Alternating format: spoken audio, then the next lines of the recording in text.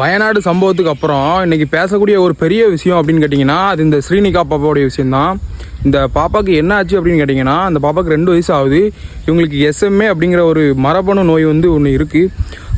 அதுலேருந்து ரிலீஃப் பண்ணி கூட்டு வரணும் அப்படின்னு கேட்டிங்கன்னா ஒரு ஊசி ஒன்று அதுக்கு 16 கோடி ரூபா தேவைப்படுது. கிட்டத்தட்ட நம்ம தமிழ் மக்கள்கிட்ட நிறைய 30% ஃபண்ட் அவங்க கலெக்ட் பண்ணி முடிச்சுட்டாங்க.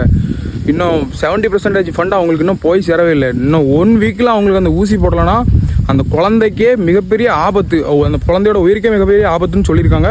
அதனால் தயவுசெய்து இந்த வீடியோ எல்லாருமே ஷேர் பண்ணுங்கள். இந்த குழந்தைக்கு உண்டான அந்த டொனேஷனை நம்ம கண்டிப்பாக எல்லோரும் சேர்ந்து கொடுத்தே ஆகணும். நம்ம தமிழ் மக்களுக்கு இந்த குழந்தைக்கு நம்மளால் முடிஞ்ச ஃபண்டை நம்ம கண்டிப்பாக கொடுத்தே ஆகணும்.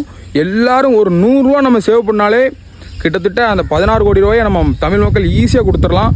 தயவு செய்து உங்களால் முடிஞ்ச ஒரு 100 ரூபா மட்டும் நீங்கள் ஜிபே பண்ணால் கூட போதும். அந்த குழந்தைய நம்ம ஈஸியாக காப்பாற்றிடலாம். உங்களால்